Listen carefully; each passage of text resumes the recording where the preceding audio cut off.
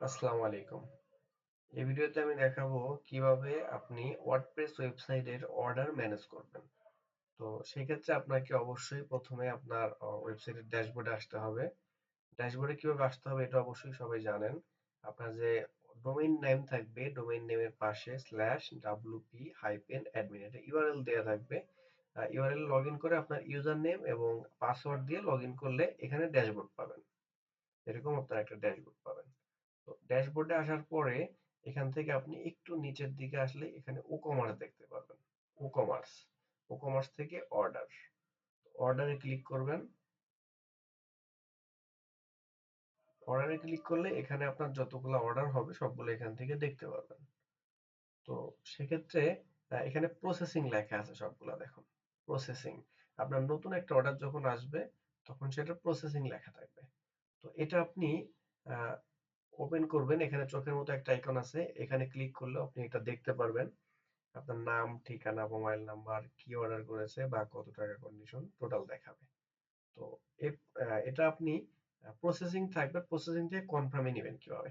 তো আপনি নামের উপরে ক্লিক করবেন। নামের উপরে ক্লিক করার পরে এখানে দেখুন প্রসেসিং। তো আপনি এখান থেকে কনফার্ম করবেন আপনার নাম, ঠিকানা, মোবাইল নাম্বার, বা আপনি কাস্টমারকে কল দিয়ে কনফার্ম করবেন আগে।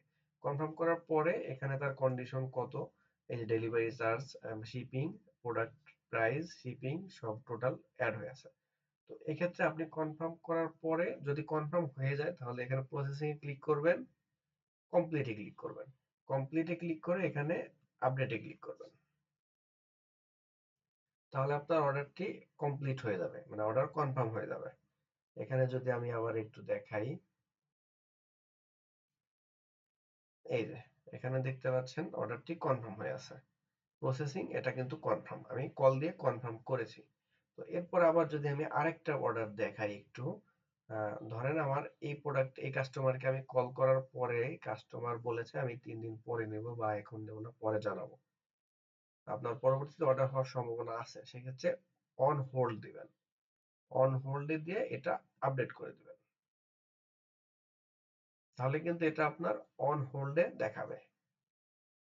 এই যে এখান থেকে দেখাবে। আর যদি আপনি ফিল্টার করে, মানে শুধু অন হোল্ডে আপনি যতগুলো আছে বা কনফার্ম যতগুলো হয়েছে সেগুলো দেখতে যান, তাহলে এখানে উপর থেকে আপনি দেখতে পারবেন এখানে অল প্রসেসিং এ কয়টা অর্ডার আছে আপনি দেখতে পারবেন। এখানে শুধু প্রসেসিং গুলা শো করবে। এরপরে অন হোল্ডে কয়টা আছে, এখানে শুধু অন হোল্ডেরটা শো করবে। এরপরে কমপ্লিট কয়টা হয়েছে আপনি কমপ্লিট গুলা শো করবে। তো এখানে আপনি অন হোল্ডে যেগুলো আছে পরবর্তীতে কল দিয়ে কনফার্ম করে নিতে পারবেন। এরপরে যদি আপনার ক্যান্সেল হয়, তাহলে অর্ডার যদি ক্যান্সেল হয় ক্যান্সেল গুলো আপনি এখানে আপডেট করতে পারবেন। মানে আপনার অর্ডার ক্যান্সেল হয়েছে, এই যে ক্যান্সেল দিয়ে দিবেন। ক্যান্সেল দিয়ে এখান থেকে জাস্ট আপডেট। এরপর আপনার যেগুলো প্রয়োজন এখান থেকে একটু দেখে নেবেন, বা ফেল দেখা গেল কোনো কাস্টমারকে আপনি কলে তার সাথে কন্ট্যাক্ট করতে পারেননি।